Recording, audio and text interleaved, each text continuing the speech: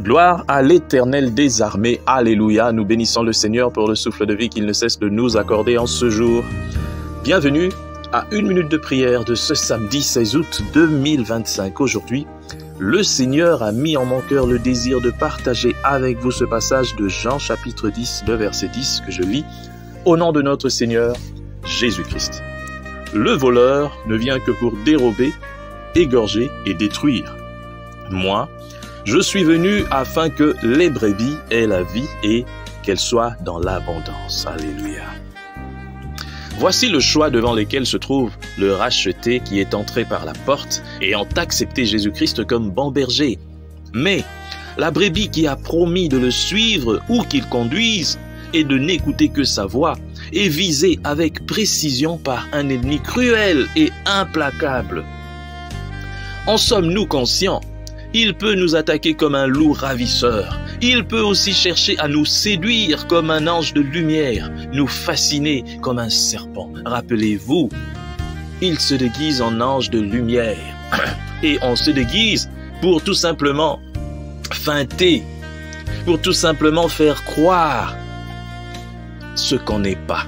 Voilà pourquoi j'aimerais attirer l'attention des enfants de Dieu encore aujourd'hui et je le referai encore, je le ferai tous les jours. Lorsqu'on parle du voleur, beaucoup ne voient que, c'est vrai, on parle du diable, mais beaucoup ne voient que peut-être le voleur dans le sens où quelqu'un qui veut prendre quelque chose qui vous appartient, mais quelque chose de physique. Mais ici, moi, je vous parle de quelque chose de spirituel.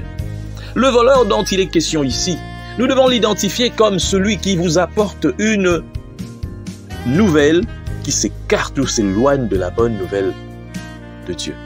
Toute personne qui vous apporte un enseignement autre que l'enseignement des apôtres, c'est un voleur.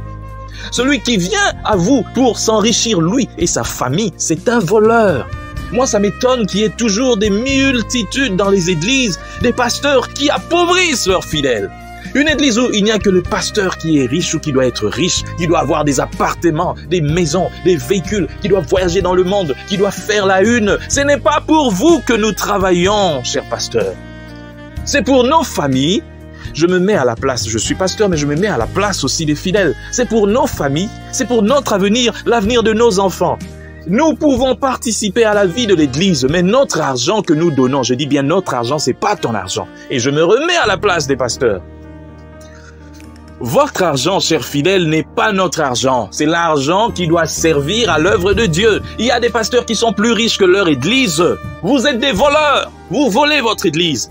C'est l'église qui doit être plus riche. Le compte bancaire de l'église, vous devez mettre en place une structure, un bureau qui gère les affaires de l'église, qui vous donne votre salaire. Mais vous ne voulez pas. Vous voulez être là, le tout-puissant. C'est vous qui dirigez, qui gère. Il y a même des pasteurs ici qui n'aiment même pas lorsqu'on met la pancarte de l'église ou bien on met des informations sur le net. Le numéro de téléphone qu'on met, ce n'est pas pour le secrétaire, c'est pour lui-même. Quand vous appelez, vous tombez sur lui-même. Centralisation. Tout simplement pour s'enrichir. Je bénis le Seigneur que nous ayons des églises comme la Borne. Une église qui nous montre vraiment la meilleure des structures. Je bénis le Seigneur parce que les églises, la plupart des églises, CBECO, CAC, pour ce qui est des structures pour diriger l'église, en tout cas sont meilleures. On doit le dire. Ceux-là qu'on appelle les missionnaires, les protestants. Oui, ceux-là qui sont venus tout juste après les missionnaires. Oui, ces églises sont meilleures en matière d'administration.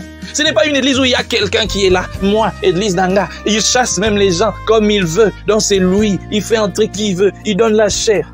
N'importe quoi. On sait voir une église qui va disparaître lorsque le pasteur lui-même ne sera plus là. Parce qu'il va partir avec sa chose. C'est pour lui, c'est pas pour Dieu ça, c'est pour lui. Il part avec. Et il s'enrichit, il s'enrichit.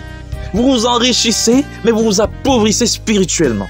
Voilà pourquoi, pour compléter, vous allez au Nigeria, au Bénin et n'importe où pour aller chercher des fétiches pour faire croire au peuple de Dieu que vous êtes puissant.